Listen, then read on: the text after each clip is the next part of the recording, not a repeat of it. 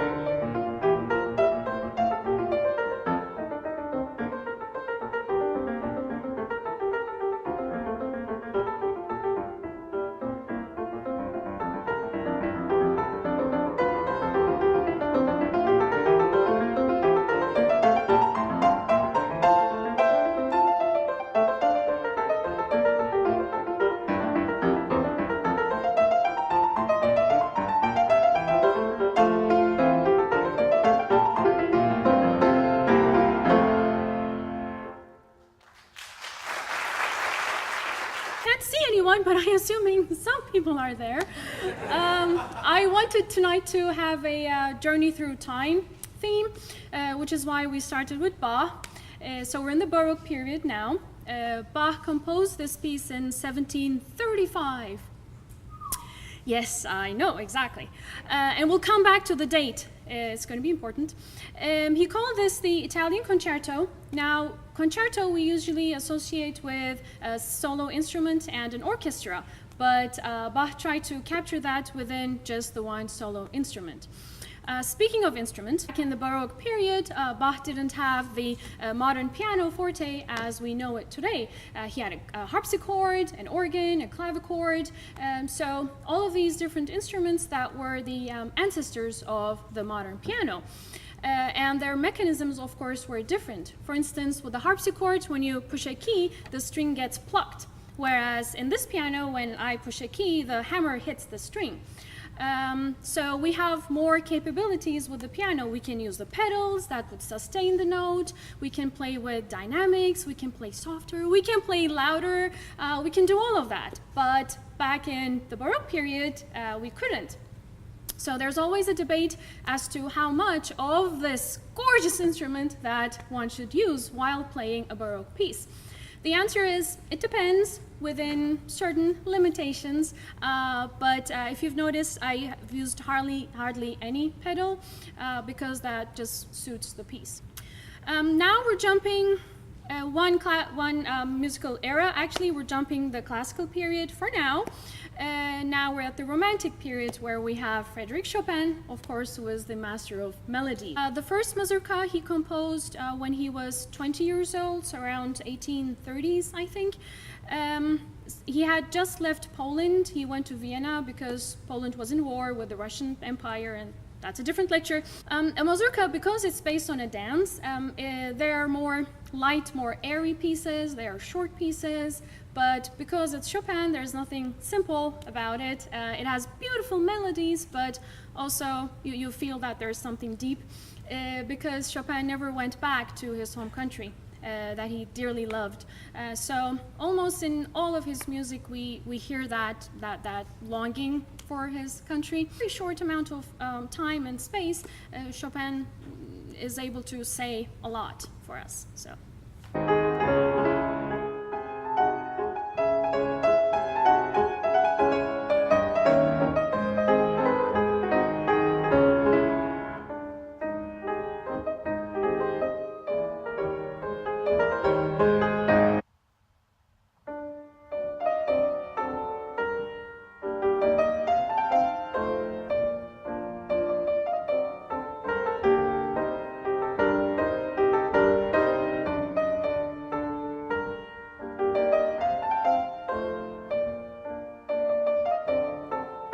So now we go slightly back in time to the classical period, where we have, of course, Beethoven.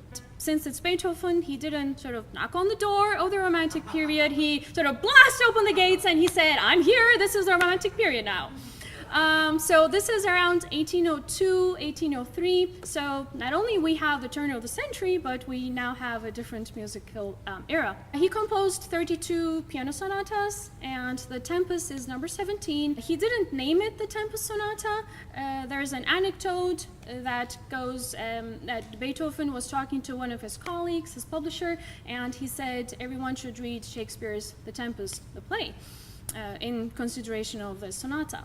Nevertheless, we do hear that tempest, that storm theme within all three sections, all three movements of the sonata. Sonata starts in a very unique manner, which also, is a hint that, okay, we're not in the classical period anymore. We start off with some broken chords,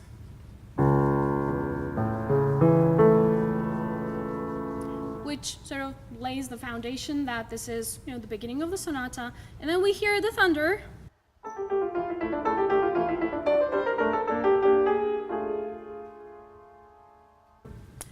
And then the storm actually appears, where, everything just goes to hell, basically. Official musical term. The third movement also carries this storm idea. It's very cyclical in nature, so there's a tornado definitely in there somewhere. Either the structure of the piece and also the way it's played.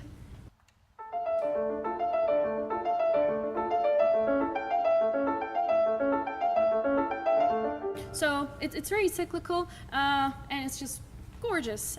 The second movement is the calm between the two storms. Beautiful melodies on the right hand, but of course this is Beethoven, and of course this is the Tempest, so he does tell us, yes, it's calm and everything, but the storm is still coming, and you hear the thunder rumbling in the distance.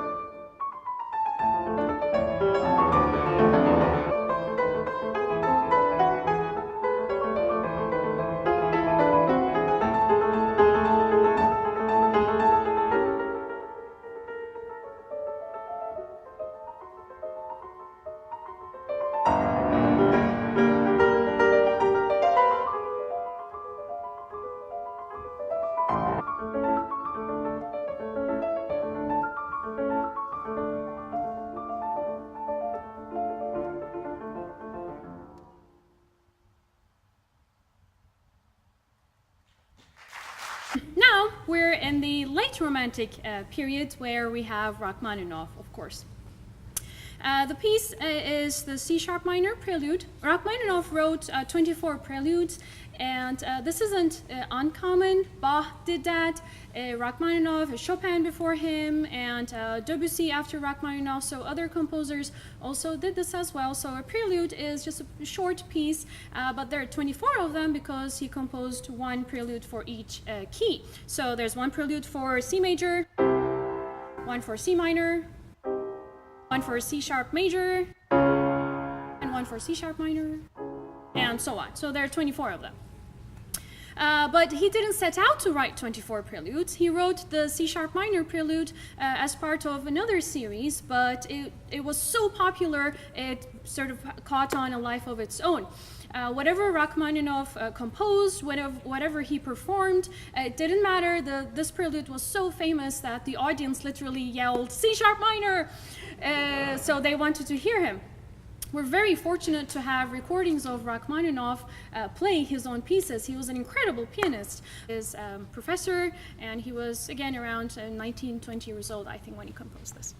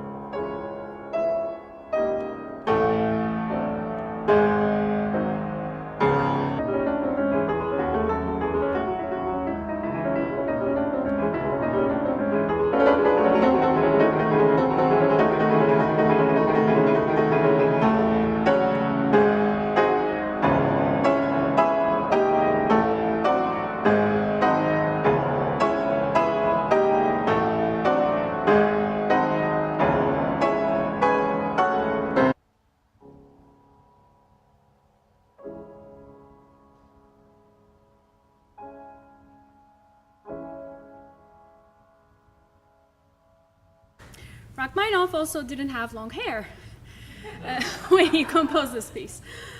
We come to the final piece of the night. Thank you. Now we're in the modern era, and we have a Russian-Armenian composer, Aram Khachaturian. He composed this piece, I think, in 1932. Now, when I was talking about Bach, I said the date would be important because we're almost 200 years ahead now in the timeline. This piece is called a Toccata, and Toccata comes from the Italian word toccare, meaning to touch. And over the composers, over the timeline, we saw, let's not use all of the instrument, maybe hardly ever pedal. With Chopin, with Beethoven, we had wonderful melodies, a very lyrical part of the instrument. The toccata is basically to showcase the percussive nature of the modern piano.